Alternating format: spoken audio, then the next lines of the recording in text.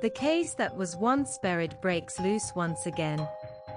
The movie Ice Cold that was published on Netflix sparks controversial debate once again, as to what the strange legal proceedings had provided.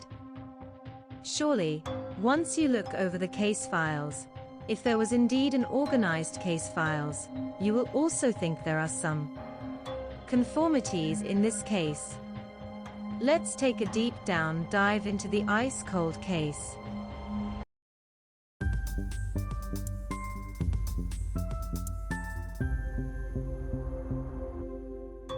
Jessica Wongso, an Indonesian resident living in Australia, met with her longtime friend, Mirna Salihin, at a cafe named Olivier in Grand, Indonesia, Jakarta.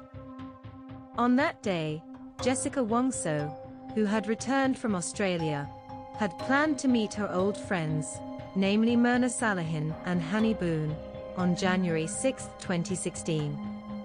Jessica arrived early and reserved a table through the receptionist, Cindy, who offered table number 54.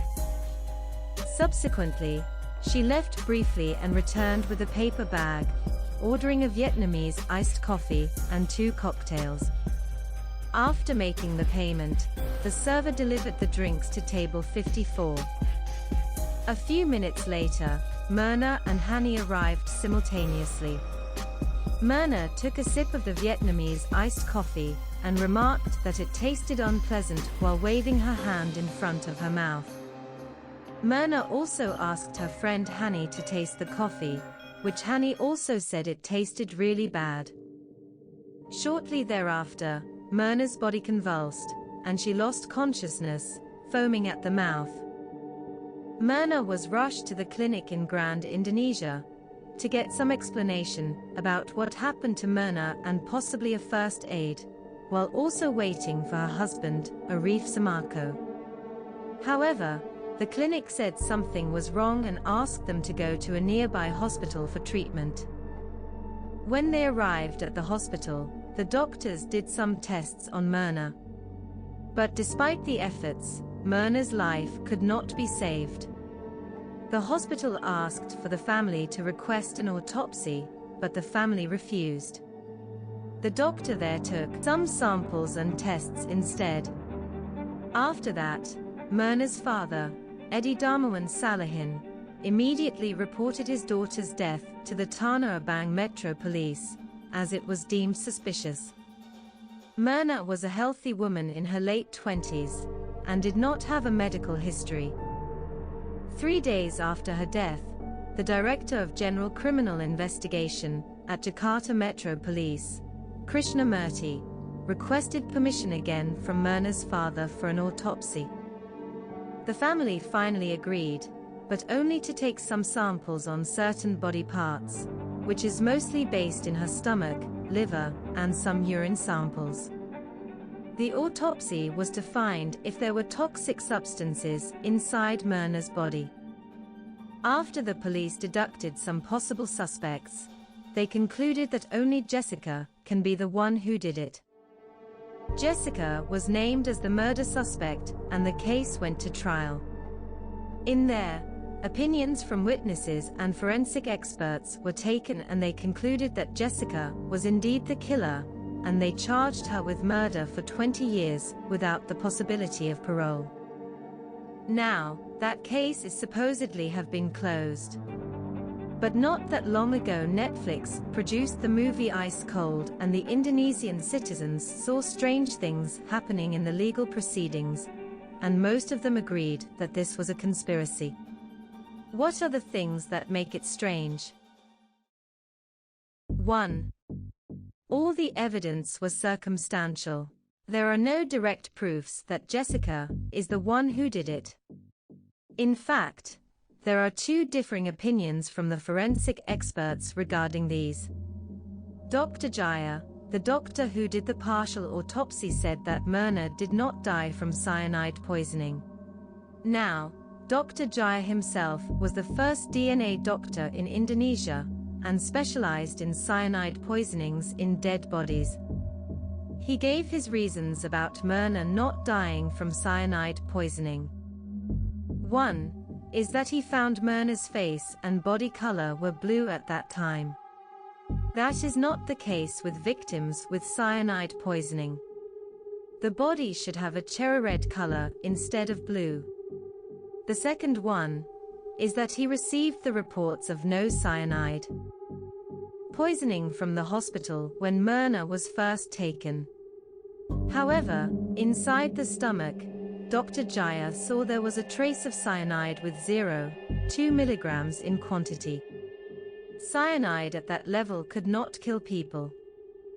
In fact, 0.6 milligrams of cyanide can be found in apple seed. Thirdly, Dr. Jaya checked her liver. If a victim was to die of cyanide poisoning or poison whatsoever, the body should have produced thiocyanate. Thiocyanate is an enzyme the liver produced when it fights against foreign substances that the body tried to neutralize the poison and process it into urine. This is why we won't die when we accidentally swallowed an apple seed. And this enzyme could not be found anywhere. Not in the liver, and not in the urine. And based on these findings, Dr. Jaya concluded that Mirna did not die of cyanide poisoning. And, since the family did not agree to a full autopsy, Dr. Jaya could not establish more theories. 2. There are complications with legal documents proceedings. Jessica's lawyer, whose name is Otto Hazebwan, argued that there were no clear legal documents stating the correct details of evidence number. First, Otto stated that the coffee taken from the crime scene was put inside 2 glasses and 1 bottle. However, in the legal document, it was stated that the coffee was taken into 1 glass and 2 bottles. Not to mention the coffee changing from glasses to bottles and vice versa would make the cyanide amount even more inaccurate. It can be served as the term tainting the crime scene. Second, Otto tried to get some outside forensic experts for a second opinion from Singapore. However, the forensic expert from Singapore said that since there is no full autopsy, this case should be dismissed.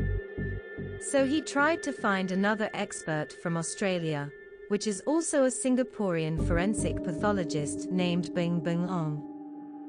This expert had also helped did some forensic case on Bali bombing. He also said that this should be no case, because there is lack of evidence. However, the prosecutors found out that there was a red notice from Interpol towards Bing Bing Ong. This resulted in Bing Bing Ong himself facing charges and deported back to Australia. Thirdly, the witness he requested to take a stand is dismissed by the court, although the witness can provide clear reason why Jessica threw away her blouse.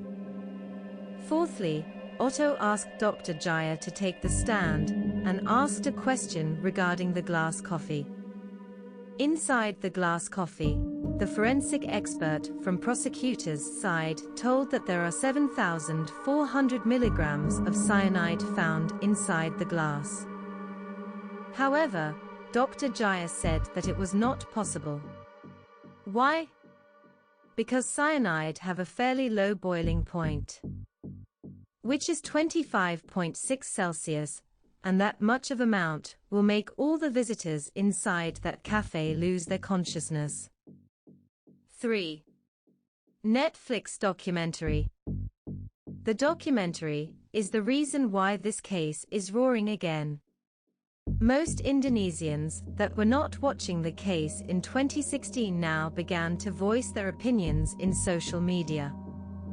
Especially in one scene, when the producers finally got a chance to interview Jessica, the interview is cut short all of a sudden without a clear reason why.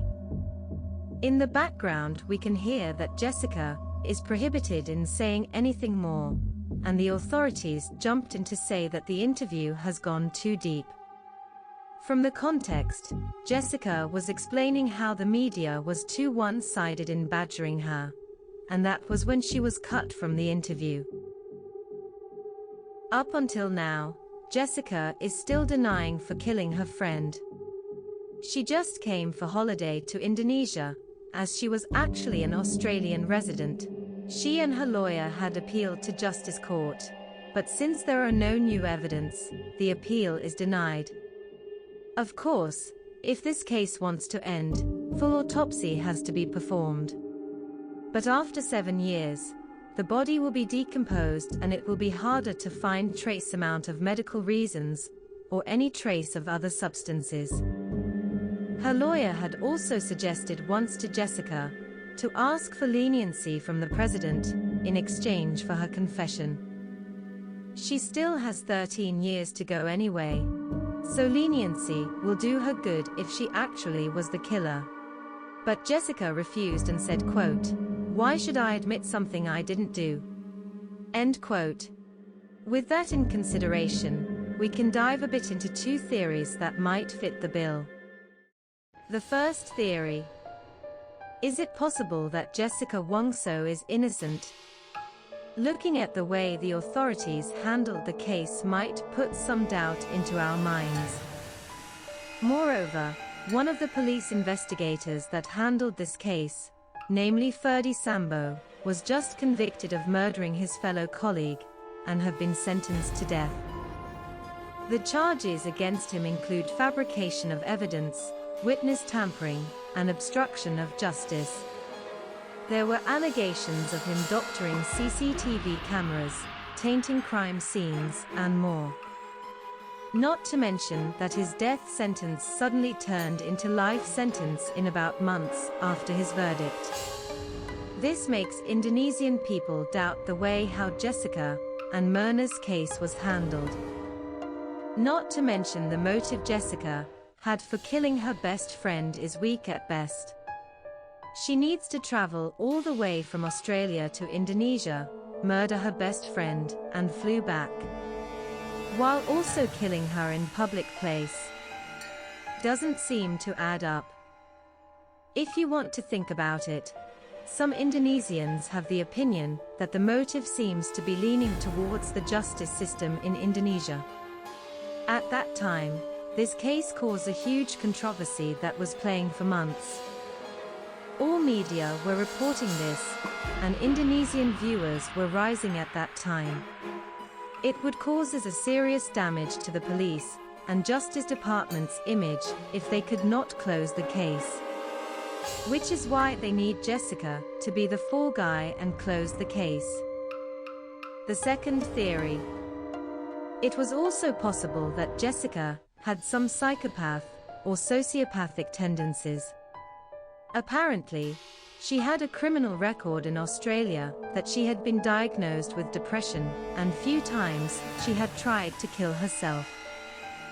She also had a criminal record of crashing against a nursing home in Australia, under the influence of alcohol. Also, her supervisor from work named Christy Carter had made an affidavit that Jessica once threatened to kill her. She said, quote, "These bastards in this hospital didn't allow me to go home and they treated me like a murderer. If I want to kill someone, I know for sure how. I could get a gun." End quote. She was also seen calm and collected during the trial. In conclusion, it is no news that Netflix is trying to milk some money from this famous case. But it also did reveal some facts that are definitely hush for a case. But up until this time, whether or not this case will see some new light remains to be seen.